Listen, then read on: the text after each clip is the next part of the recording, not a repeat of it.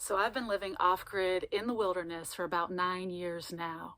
And I live a very physical life, and I live more in the moment than I ever have in the past, and I have a greater appreciation for things, especially food, than I ever did before. And my whole perspective on life has changed dramatically since I lived in society. So when I watch one of these animal documentaries where they are narrating the experience that the wild animal is having, I don't agree with it. For instance, I watched a show and this is how it was narrated. This female cougar has not eaten in 2 days. In order to ward off imminent starvation for her and her young cub, she must make a kill soon. But when she spots a young antelope, she must muster up the last bits of her strength and energy for the brutal and grueling chase. And with great effort and exhaustion, she finally makes her kill. But now she must painstakingly drag this heavy beast several hundred yards to a safe place where her and her young cub can finally have some nourishment. Now, this was written and narrated by a modern human living a modern human life from their perspective. And what you have to understand is that when you live fully in your body, like a wild animal does, and fully in the moment, like a wild animal does, and your food is not guaranteed, you have a completely different experience and perspective than a modern human has. So this is how I would narrate that. But I'm going to have Daisy Mae narrate it for me, just because it's more fun. This female cougar has not eaten in 2 days. And that's normal, because wildcats don't eat every day in the wild. And that's probably why she has that slender figure. And let's face it, a mother that doesn't have to prepare a meal every single day, well, she considers herself blessed.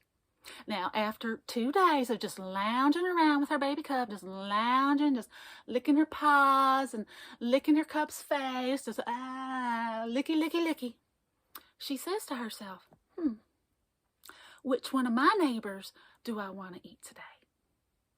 And she just loves an excuse to do her stray cat strut, because let me tell you, being on the prowl, that is an ecstasy only a wild thing can understand.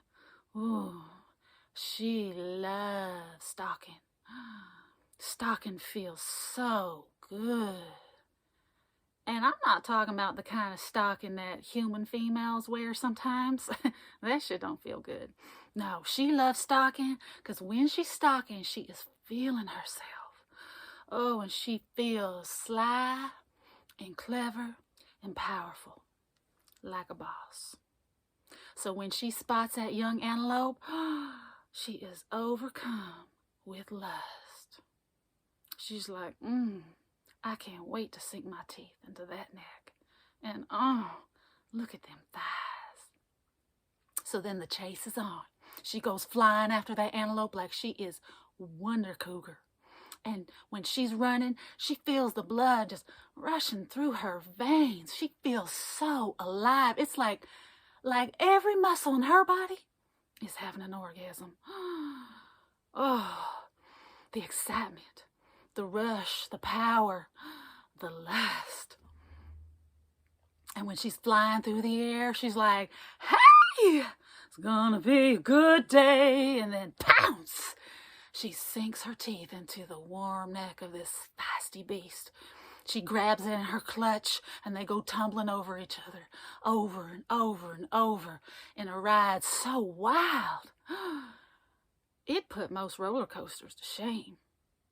And then when she emerges, triumphant in her kill, her whole body is flooded with an ecstasy so profound, most humans would never understand.